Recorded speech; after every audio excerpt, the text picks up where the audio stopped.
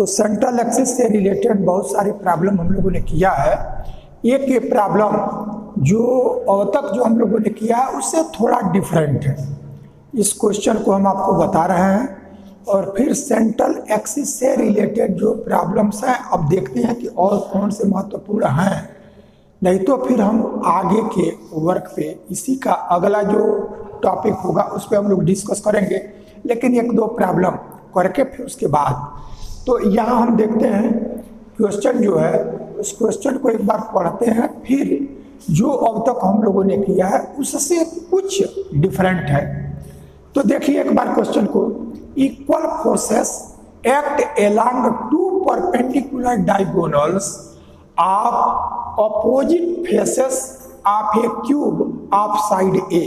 इतनी बात को पहले समझ लो।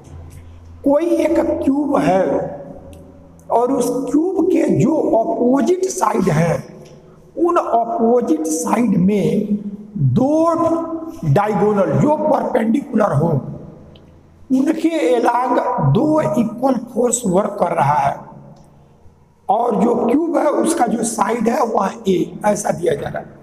तो फिर कहा जा रहा है कि so that they are equivalent to a single force are acting along a line through the centre of cube. तो हमको ये दिखाना है एक क्यूब है जिस क्यूब का साइड जो है वो स्मॉल ए ऐसा दिया गया है और इसमें दो इक्वल फोर्सेस हैं। वो किस डायरेक्शन में है कि कोई एक क्यूब ले तो उस क्यूब के कोई दो अपोजिट फेसेस उस पे और वो डायगोनल जो परपेंडिकुलर हों। तो अभी इसमें हम डिस्कस करेंगे, लेकिन पहले एक बार क्वेश्चन में क्या दिया है क्या करना है उस पर डिस्कस कर लेते हैं। तो ऐसा है, ये दो फोर्सेस लगे हैं जो अपोजिट फेसेस पे है और परपेंडिकुलर है। फिर इसके बाद हमको दिखाना है कि so that they are equivalent to a single force are acting along a line through the centre of cube. यानी जो हमारा क्यूब है उस क्यूब का जो सेंटर है उस सेंटर से पास करता हुआ जो लाइन है उस लाइन के एलॉन्ग जो दो ये फोर्सेस है उनमें ए इक्विवेलेंट होगा एक फोर्स के जिसको आर से डिनोट किया गया है और एक कपुल जिसका मैग्नीट्यूड दिया गया है a by 2r with the same line for axis. अब देखो यहाँ सेंट्रल एक्सिस नहीं कह रहा है, लेकिन जो कंडीशन दिया है वो कंडीशन से हम निष्कर्ष निकालेंगे कि ये सेंट्रल एक्सिस होगा। देखो क्यों कहा जा रहा है कि जो दो फोर्सेस हैं ये फोर्सेस इक्विवेलेंट होंगे एक सिंगल फोर्स आर और वो सिंगल फोर्स आर का जो डायरेक्शन है वो डायरेक्शन है जो क्यूब है उस क्यूब का जो सेंटर है उस सेंटर से पास करती हुई लाइन और एक कपुल का मैग्नीट्यूड है, लेकिन इसका जो डायरेक्शन है वो डायरेक्शन वही है जो फोर्स आर का जो डायरेक्शन है। तो जब फोर्स आर और कपुल जब दोनों का सेम डायरेक्शन हो तो वही लाइन हमारा सेंट्रल एक्सिस कहलाता है। यानी सेंट्रल एक्सिस के एलॉन्ग हमको एक फोर्स आर और एक कपुल ए बाई 2r यह मिलेगा और किसके द्वारा मिलेगा? तो ये दो फोर्सेस जिनके मैग्नीट्यूड इक्वल है और जो डायरेक्शन है वो एक क्यूब है जिसके ऑपोजिट फेसेस पे परपेंडिकुलर हो। अब इस चीज को एक बार आप समझो कि क्या कहा जा रहा है, किस डायरेक्शन में है ये। तो उसके लिए थोड़ा सा याद,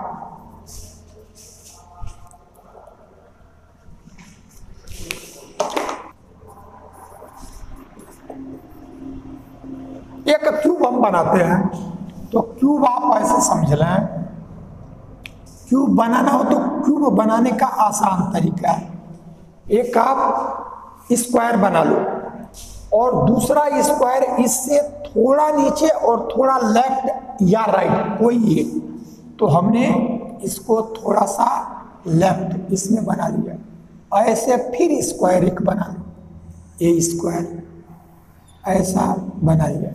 अब इसको ज्वाइन कर दो, फिर इसको ज्वाइन कर दो, इसको ज्वाइन कर दो, और इसको ज्वाइन कर लो।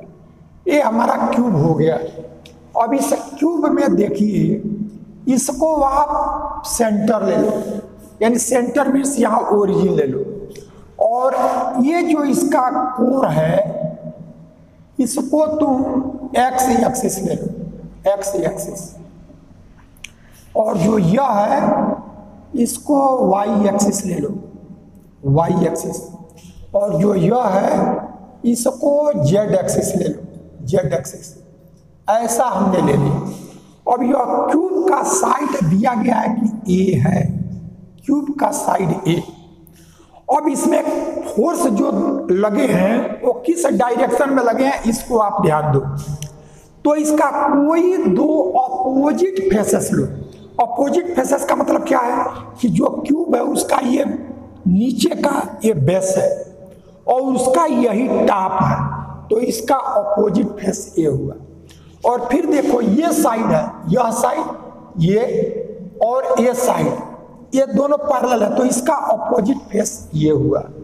तो एक आपका यह अपोजिट फेस, ये दोनों, एक ये अपोजिट फेस ये, और एक आपका यह लो, यह और फिर ये दोनों अपोजिट फेसेस हैं। तो कोई दो अपोजिट फेस लो, तो हमने सपोज कर लिया कि एक अपोजिट फेस यह ले लिया, ये हमने लिया, ऐसा ले लिया, और इसी का जो दूसरा अपोजिट फेस होगा वो हमारा ये हो जाएगा।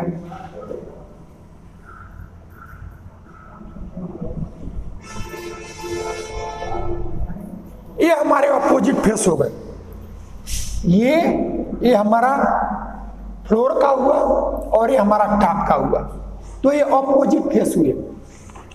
एक फोर्स इस फ्लोर पे, यानी ये जो प्लेन है, एक फेस जो है उस पे वर्क कर रहा है, और दूसरा इसके अपोजिट, लेकिन जो दोनों के डायरेक्शन है वो परपेंडिकुलर है।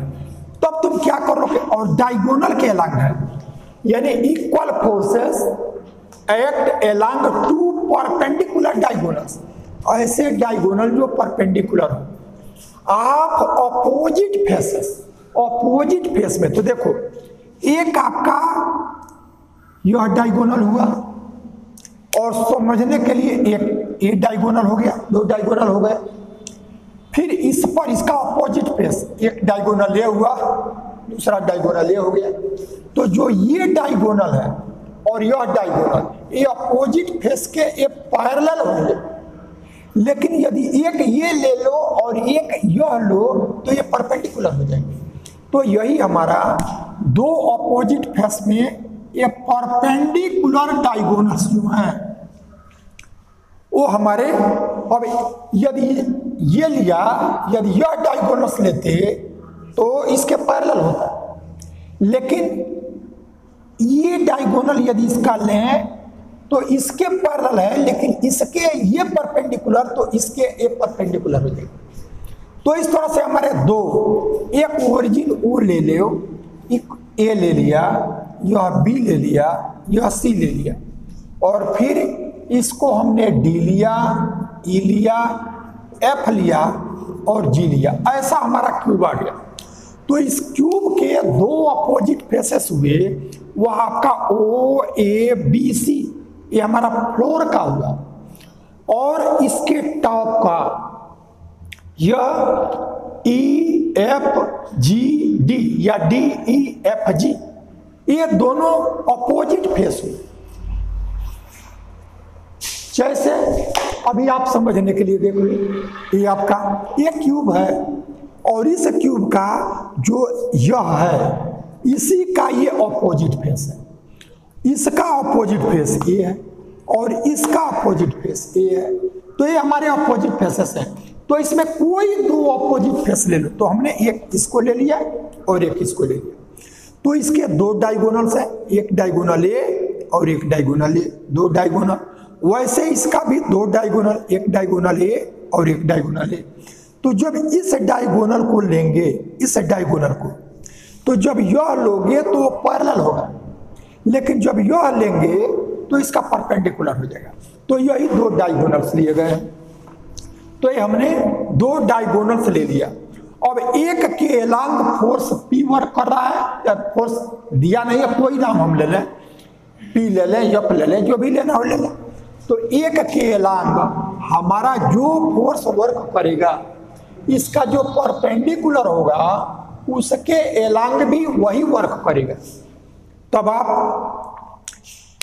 इसका दोनों के एलांग दो फोर्स, जहां फोर्स नहीं दिया जाता है तो फोर्स हम सपोज कर लेते हैं, और उस फोर्स को लास्ट में ऐसा देखा जाता है कि वो न्यूमरेटर में भी सेंट्रल एक्सिस में आता है, डिनोमिनेटर में भी आता है, तो हमारा कैंसिल हो जाता है। तो अब उसको बाद में हम देखेंगे कि क्या स्थिति है, लेकिन अभी तक जो स्थिति है वही दो इक्वल फोर्स हम ले लेंगे। तो ये हमारे दो अपोजिट फोर्सेस हुए।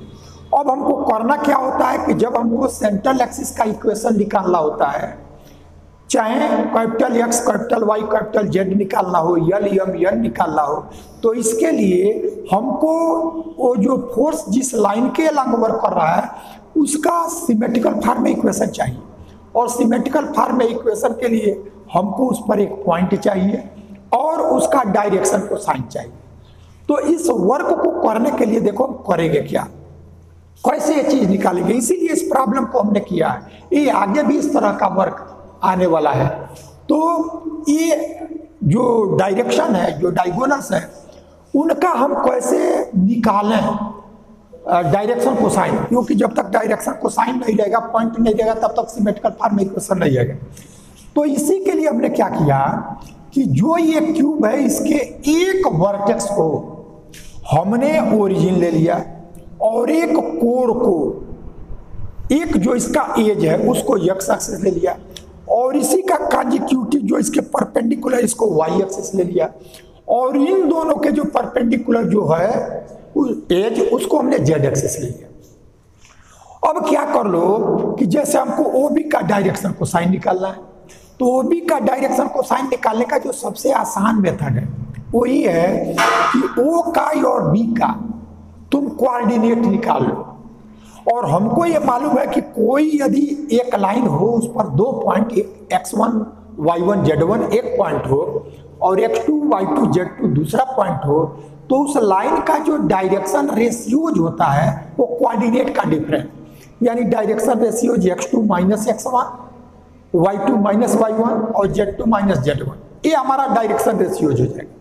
और जब डायरेक्शन रेशियोज मालूम हो जाता है तो डायरेक्शन को साइन, जैसे direction ratios small a b c है, तो उसको डायरेक्शन को साइन में बदलेंगे तो यल की value a upon under root A square plus B square plus C square, m की value b upon under root A square plus B square plus C square, और n की value c upon under root A square plus B square. तो हम क्या करें कि जो line है उस पर दो पॉइंट हम डिटर्मिन करें, और जब दो पॉइंट उस पर मिल जाएगा तो उसका डायरेक्शन रेशियोज निकल आएगा, डायरेक्शन रेशियोज निकल आएगा तो उससे डायरेक्शन को साइन आ जाएगा। तो इस वर्क को हम कैसे करेंगे, तो देखो इसको ओरिजिन लिया तो ओ का कोऑर्डिनेट ओरिजिन का हमारा 0 0 0 ऐसा हो जाएगा, और जो यह बी है ये हमारा एक्स वाई प्लेन में है, यह एक्स वाई प्लेन में। तो देखो ये यह डिस्टेंस स्मॉल ए, क्योंकि इसका एज साइड जो दिया है क्यूब का वह ए दिया है, तो यह डिस्टेंस ए, तो यह इस, और यह डिस्टेंस भी ए, यह क्यूब है, तो जितना ये है उतना ये है, तो ए, और चूंकि एक्स वाई प्लेन में है तो जेड की वैल्यू 0। तो दो पॉइंट लो, अब पॉइंट कैसे लेंगे, तो इसका कोऑर्डिनेट तो हम देखेंगे कि ये एक्स एक्सिस पर कितना है और y पर कितना है, तो इसका x coordinate a, y coordinate a, और चूंकि x y प्लेन पर है तो z 0। अब यही यदि इसका कोऑर्डिनेट लेना होता तो यह z भी ये हो जाता, तो अब इसका कोऑर्डिनेट a ऐसा हो जाता। तो इसका कोऑर्डिनेट हमको मिल गया a 0, और इसका ओरिजिन का यह 0 0 0 ये है, इसका हमको डायरेक्शन रेशियो मिल गया। अब आप देखो इस ई का, तो ई जो है वह एक्स जेड प्लेन में है, एक्स जेड प्लेन ई केवल पॉइंट ई, तो एक्स जेड प्लेन में है। तो एक्स जेड प्लेन में है तो इसमें वाई जीरो हो जाएगा, वाई जीरो हो जाएगा। तो इसका मतलब और ए तो यह ए जीरो ए ऐसा आ गया। अब आपका जी, तो जी तुम्हारा देखो यह वाई जेड प्लेन में है, वाई जेड प्लेन, तो वाई जेड प्लेन में इसका मतलब ए हमको एक्स जीरो हो जाएगा। तो यह एक्स जीरो, तो ये वैल्यू जीरो ए। अब इसका भी हमको डायरेक्शन रेशियोज मालूम हो गया और इसका भी 2 पॉइंट मालूम हो गया और इसका भी 2 मालूम हो गया। अब हम क्या करेंगे कि दोनों का डायरेक्शन रेशियोज निकाल सकेंगे, डायरेक्शन कोसाइन निकाल सकेंगे और तब इसका सिमेट्रिकल फॉर्म में इक्वेशन लिख सकते हैं। तो इतना वर्क पहले करें। तो according to figure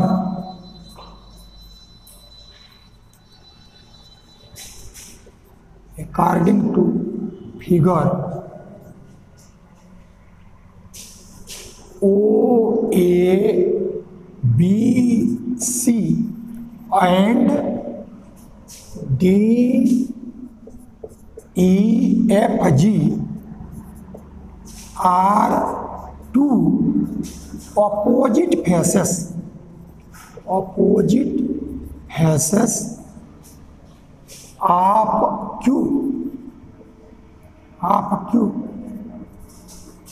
and OB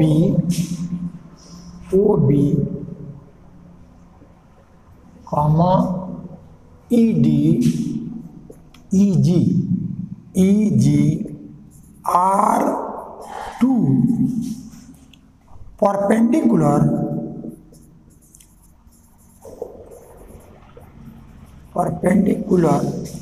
diagonals on these opposite faces. Let equal force P act along the line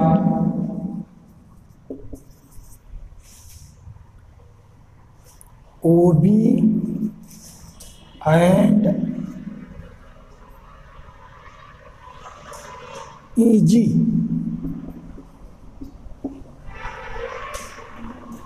Now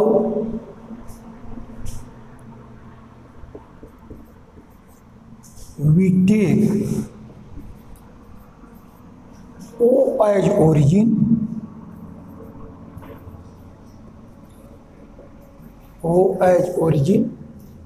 OA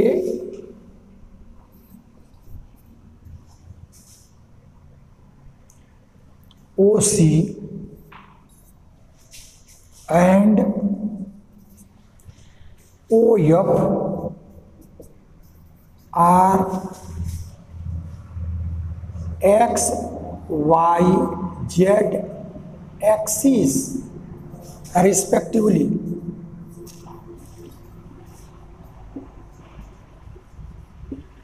Since length of each side of cube is A, then coordinate of O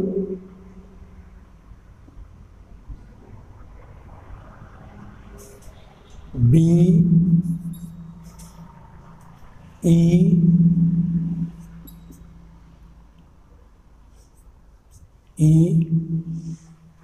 and G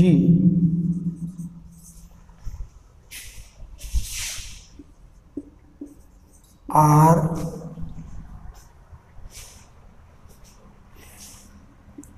zero, zero, zero, A0 A0A and 0A respectively.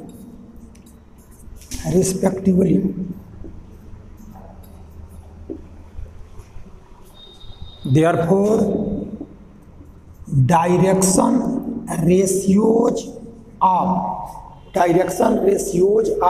diagonal OB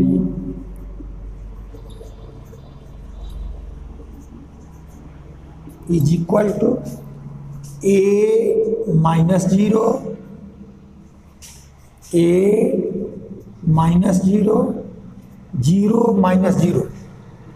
किसी line पर 2 point x1 y1 z1 और x2 y2 z2 हो तो उनके जो direction ratios होता है x2 minus x1, y2 minus y1, z2 minus z1।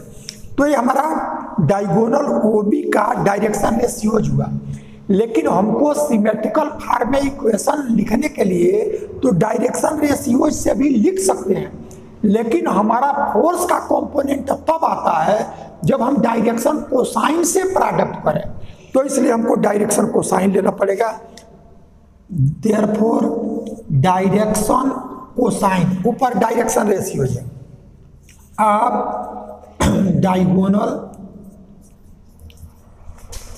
OB is equal to A upon under root A square plus A square plus 0 square, फिर आपका A upon under root A square plus A square plus 0 square, और last यह 0 हो जाएगा। 0 by यही करोगे तो हमारा 0, यानी फाइनली क्या मिला?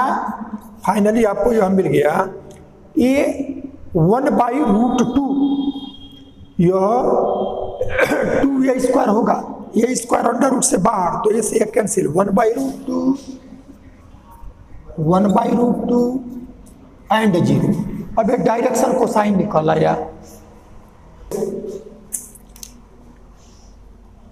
अब जो वर्क हम लोगों ने इस OB के लिए किया वही वर्क हमको EG के लिए करना होगा। तो अब EG के लिए करना है तो फिर उसका डायरेक्शन रेशियो निकालेंगे और उसको डायरेक्शन को साइन में बदलेंगे। तो उस वर्क को एक बार और देखें। Direction ratios of EG is equal to A minus 0, 0 minus A minus A, तो ये आ गया। अब इसके बाद direction cosine, direction cosine of diagonal EG is equal to A by under root A square plus A square plus 0, minus A का भी square करेंगे तो हमारा प्लस हो जाएगा, और यहाँ से यह माइनस A और by under root A square plus A square plus 0, और यह A माइनस A यह 0 हो गया। तो 0 बाई यह डिनोमिनेटर करेंगे तो हमको 0 ही मिल जाएगा, यानी फाइनली हमको मिला 1/√2 और यह माइनस 1/√2 और यह 0। तो इस तरह से हमने देखा कि ये जो दोनों लाइन है उसका डायरेक्शन कोसाइन हमने निकाल लिया, और पॉइंट तो आपका इस पर एक ओरिजिन ही है, इस पर A0 ये है, दो है, कोई एक ले सकते हैं। तो now equation of these lines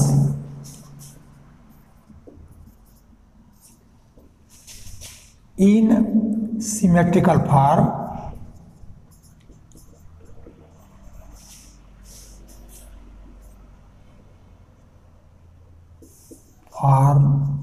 is x minus 0 upon 1/√2, is equal to y minus 0 upon 1/√2 और जेड माइनस 0 अपान 0 ऐसा आ गया। तो ये हमने इसका सिमेट्रिकल फॉर्म में इक्वेशन लिखा और दूसरे का एंड इक्वेशन ऑफ ये दीज लाइन आ गया, दोनों का हो गया तो एंड ये पहले का हो गया और ये दूसरे का x minus a by 1/√2 y minus 0 by minus 1/√2 is equal to z minus a upon 0। अब दोनों का सिमेट्रिकल फॉर्म में हमने इक्वेशन लिख लिया। अब जब ये इक्वेशन लिख लिया गया तो फिर एक्स वाई जेड निकालने का जो शेष वर्क है वो वैसे ही हम करते हैं। तो उसके लिए क्या करेंगे, तो ये दोनों का इक्वेशन लिख लिया गया है। यह 0 0 0 0 0 0 ऐसा है और इसका A0 ऐसा लिखा है।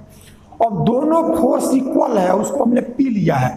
तो ये डायरेक्शन कोसाइन में देखो, सिमेट्रिकल फॉर्म में इक्वेशन लिखने के लिए डायरेक्शन कोसाइन जरूरी नहीं है, लेकिन जो फोर्स का कंपोनेंट होता है उसके लिए हमको जरूरी होता है डायरेक्शन कोसाइन, क्योंकि डायरेक्शन रेशियोज तो किसी लाइन के इनफाइनाइट होते हैं। कोई डायरेक्शन कोसाइन है उसके पैरेलल जितनी भी वैल्यू जाए, लेकिन डायरेक्शन कोसाइन एक लाइन का एक ही होता है। इसलिए किसी फोर्स का कंपोनेंट जो होगा वो एक होगा, तो उसके लिए डायरेक्शन कोसाइन ही चाहिए। तो अब यहां से इसमें P 1/√2P और यह 1/√2P फोर्स P है और 0 × P तो 0। अब दूसरे का 1/√2P माइनस 1/√2P और यहाँ 0। इस बात का ध्यान रखना है कि जब भी हमको फोर्स का कंपोनेंट निकालना हो तो वहाँ डायरेक्शन रेशियोज नहीं चाहिए, वहाँ डायरेक्शन कोसाइन ही चाहिए। तो इसलिए डायरेक्शन कोसाइन निकाला गया। अब इसी इन दोनों का सम x1 और प्लस x2 x हो गया। अब शेष वर्क जैसे हम लोग करते हैं वैसे करेंगे। कैपिटल X तो ये वैल्यू 1/√2P और प्लस 1/√2P x हो गया। यानी इसी को 2/√2 तो यानी √2P, इस चीज को समझ लो। P कॉमन हो गया 1/√2 प्लस 1/√2, बेस एक है इसलिए 2/√2 तो 2/√2 यानी √2 x आ गया।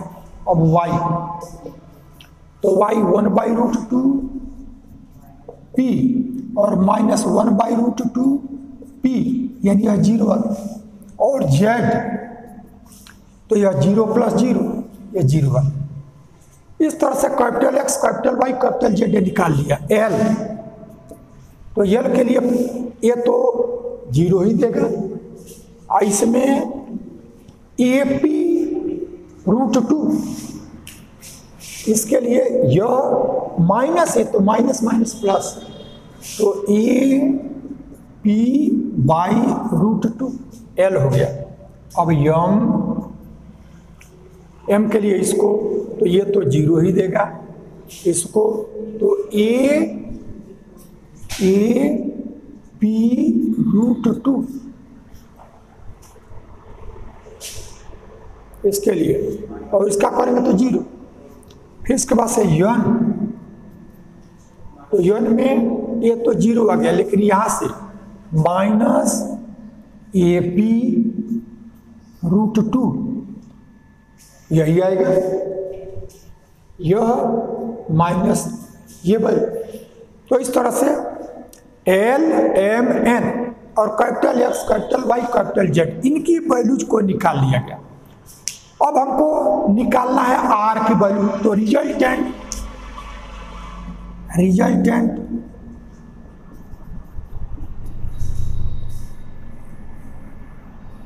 Is equal to under root x square plus y square plus z square, ये फार्मूला होता है। और अंडर रूट एक्स है ये वैल्यू, तो इसका रूट 2 का स्क्वायर करोगे तो 2p स्क्वायर एक्स, वाई आपका 0, जेड 0, यानी यह आ गया रूट 2p कैपिटल एक्स। लेकिन ये कहा जा रहा है कि इसका जो रिजल्टेंट है वो रिजल्टेंट को आर दिया है, रिजल्टेंट को आर। अब रिजल्टेंट हमने यह निकाला, लेकिन क्वेश्चन में दिया गया कि जो रिजल्टेंट है उसको कैसे डिनोट किया गया है, आर से। तो what resultant is given by R, that is R is equal to root 2p, यानी जो रूट 2p आया वही हमारा आर है। अब यह निकाल लिया गया आर। अब ये कहा जा रहा है कि जो आर है उसी के अलांग हमारा कपुल जो वर्क करेगा वो इतना वर्क करेगा।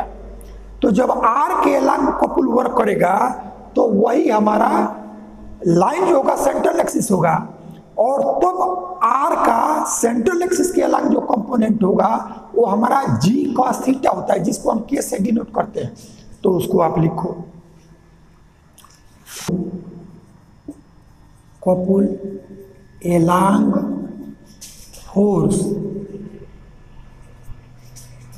Is K is equal to G cos theta, ये हमारा कपुल होता है। अब इसकी वैल्यू निकालो, तो यह जी कॉस थीटा, तो कॉस थीटा की वैल्यू को हम निकालते हैं L M N X Y Z के टर्म में, क्योंकि वही चीज हमारे पास है तो उसको हम लोग निकाल चुके हैं। यानी यह एल बाई जी और एक्स बाई आर ये कई बार आ चुका है, प्लस एम बाई जी और वाई बाई आर, और यह एन बाई जी और यह जेड बाई आर, ऐसा हो गया। तो जी तो कैंसिल हो गया लेकिन आर बचा, तब यह value L X plus M Y plus N Z upon R, ये हमको वैल्यू आ गया के का। अब जो वैल्यूज दी गई है उनको लिख लो। तो वैल्यूज क्या दिया गया है, वैल्यूज दिया गया है एल की value A P by root 2 L, और एक्स आपका है रूट 2p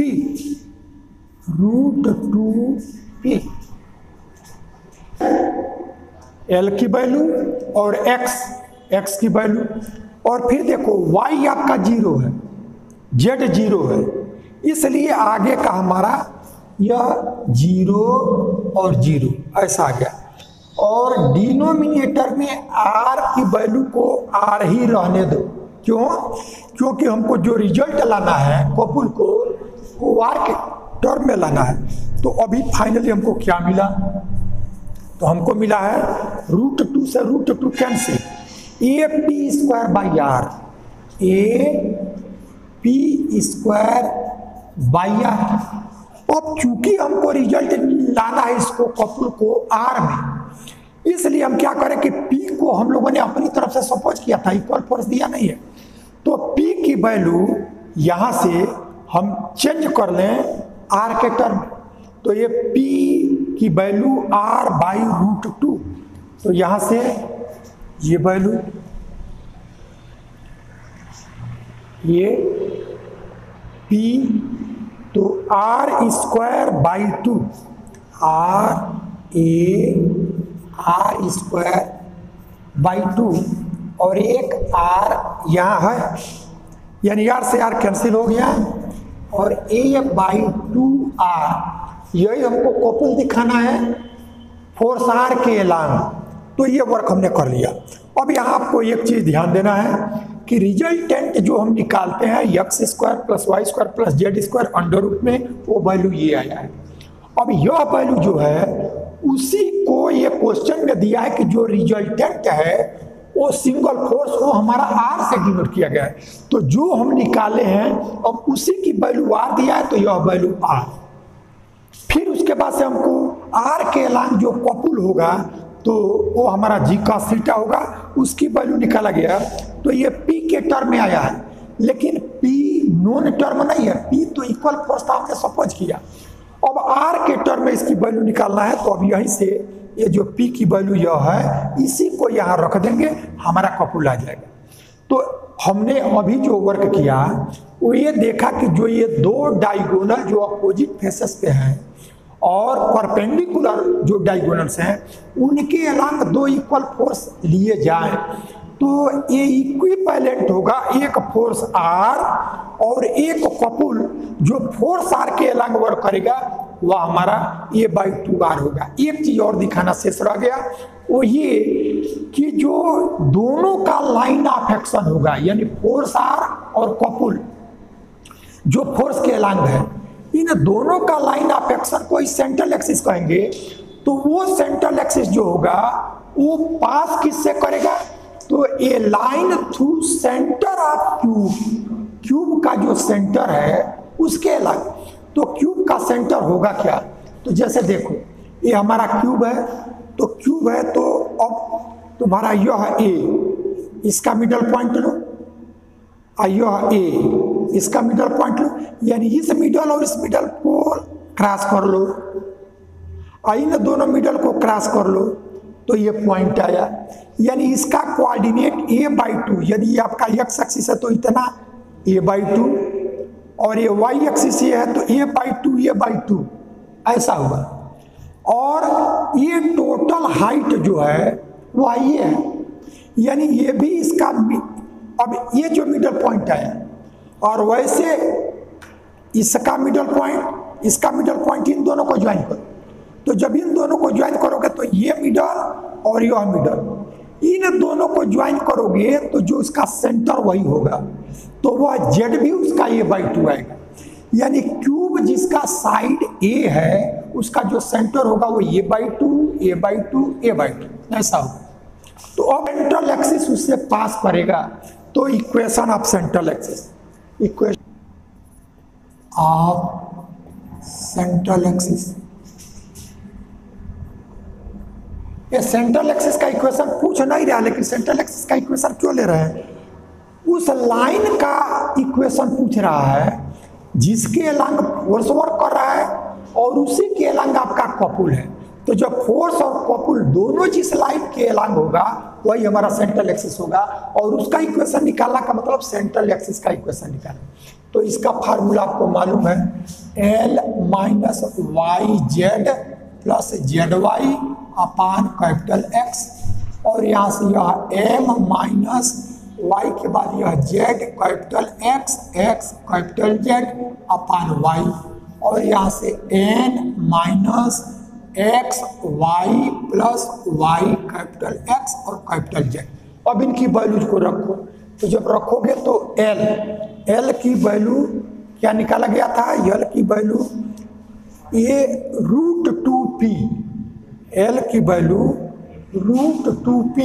तब यहाँ से यानी पुटिंग द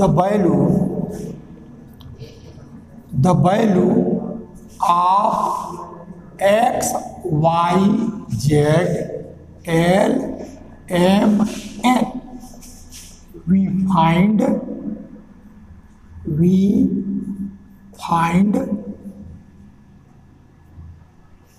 अब L की वैल्यू हम लिखेंगे।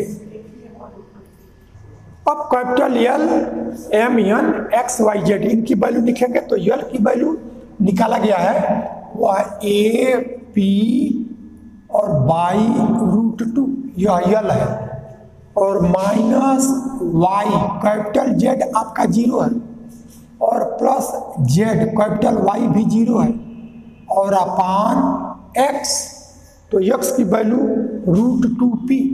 √2p ऐसा है। तो यहाँ से m, तो m की वैल्यू AP बाई √2 और माइनस y कैपिटल जेड 0 और प्लस जेड कैपिटल वाई 0 लिखना है। पहले कोई हमने लिख दिया था m है आपका AP बाई √2 और यह वैल्यू है ये माइनस जेड कैपिटल एक्स, तो कैपिटल एक्स की वैल्यू A√2 और P, तो यह m minus Z capital x और एक कैपिटल जेड 0 है, इसलिए यह x कैपिटल जेड 0 और y की value 0 is equal to n है आपका माइनस AP बाई √2 और माइनस x कैपिटल वाई, तो कैपिटल वाई आपका 0 और प्लस y कैपिटल x, तो यह √2p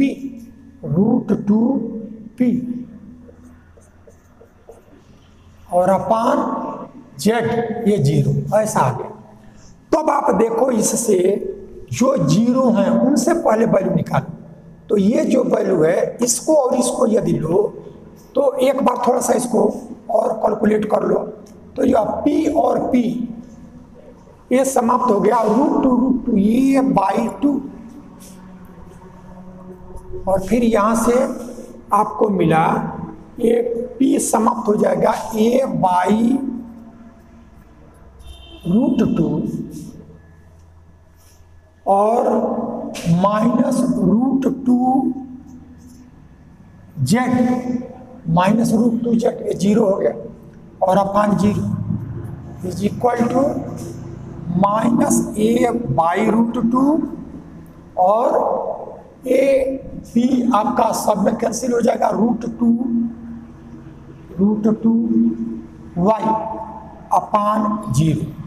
अब आप क्या कर लो कि इनकी वैल्यूज को निकालो, तो यदि इसको और इसको 0 करो इक्वल लो तो ये इधर आएगा तो 0 दे देगा, यानी इसको फर्स्ट सेकेंड और ये थर्ड ऐसा आ गया। तो फ्रॉम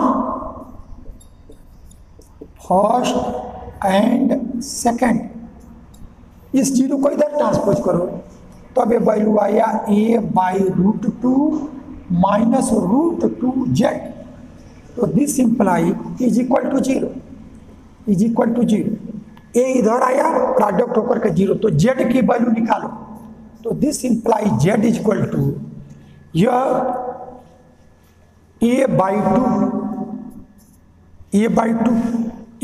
√2 और √2 से फिर डिवाइड करोगे तो √2 इंटू √2 जेड आ गया। फ्रॉम फर्स्ट एंड थर्ड ये आ जाएगा माइनस a बाई √2 और plus √2 y is equal to 0। इसको करोगे तो फिर इधर आया 0 से प्रोडक्ट होकर के 0, तब ये वैल्यू यहाँ से y इसकी वैल्यू a बाई 2 और x के हर वैल्यू के लिए यह a बाई 2। तब हमने देखा कि जो सेंट्रल एक्सिस है वो x की वैल्यू a बाई 2, y की वैल्यू a बाई 2 और z की वैल्यू a बाई 2, यानी ये जो सेंट्रल एक्सिस है जो r और r के एलाइन जो कपुल वर्क कर रहा है उसका जो लाइन ऑफ एक्शन हुआ जिसको हम सेंट्रल एक्सिस कहेंगे, तो वह a बाई 2 और a बाई 2 इससे पास कर रहा है और यही हमारा सेंटर ऑफ क्यूब है। तो that which shows that central axis passes through passes through the point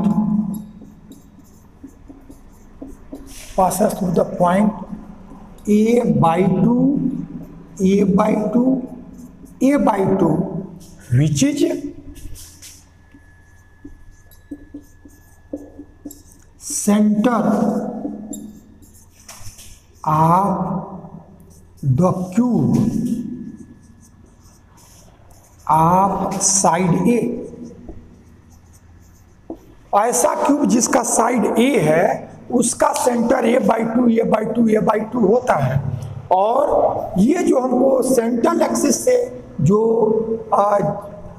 XYZ की वैल्यू आ रहा है वो A/2 ही आ रहा है, यानी यह सेंट्रल एक्सिस इस पॉइंट से पास कर रहा है और यह पॉइंट ही हमारा सेंटर ऑफ क्यूब है। इस तरह से ये हमारा कंप्लीट वर्क हुआ।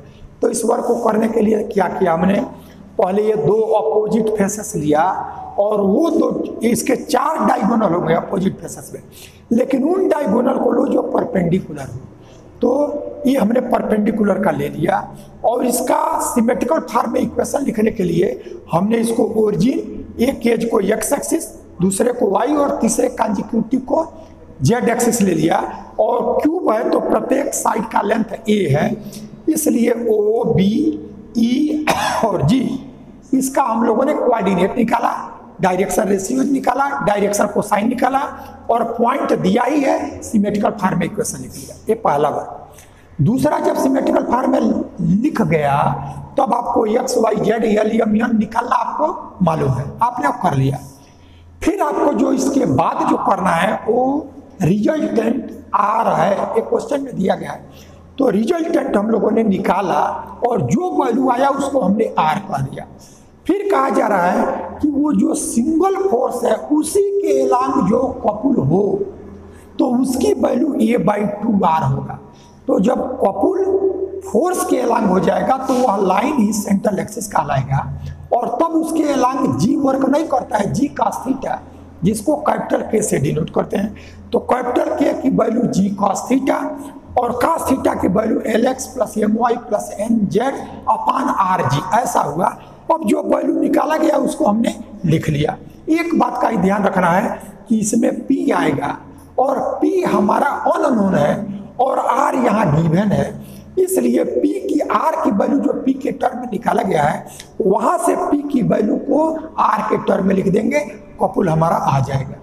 अब हमको लास्ट वर्क ये दिखाना है कि फोर्स R और उसके एलांग जो कपुल वर्क कर रहा है तो वो जो लाइन होगा जो क्यूब होगा उसके सेंटर से पास करेगा।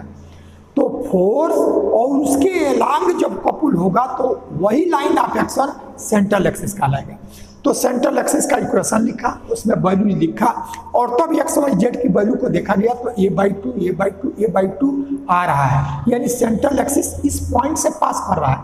तो जब इस पॉइंट से पास किया तो वो पॉइंट ही हमारा एक क्यूब जिसका साइड A हो उसका सेंटर A/2 होगा, यानी line of action of force and couple along the force passes through the centre of cube. ये हमको लास्ट वर्क करना था। इस तरह से क्वेश्चन आपका